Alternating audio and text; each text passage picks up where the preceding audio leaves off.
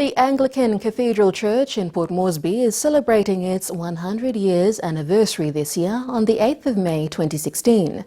Anglican Church Port Moresby Diocese Bishop Danny Bray Guka said the church has survived the Second World War, spreading the gospel of Jesus Christ to the people.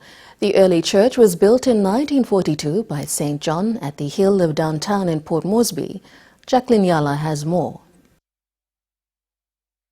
The Anglican Cathedral Church in downtown Port Moresby will be celebrating its centenary or 100 years anniversary on the 8th of May this year.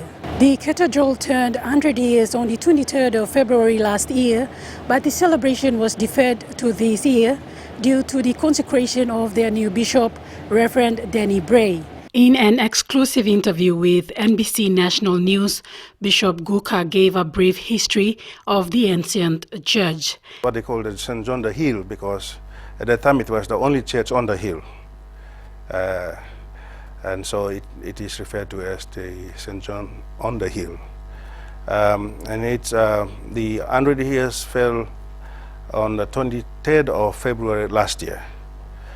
A lot of things happened last year, therefore the church council and the dean of the cathedral and the parishioners decided that they would delay the celebration until this year. He said it's a celebration on what God has done through Anglican Church. The gospel and how the gospel through the Anglican Church has come to this stage.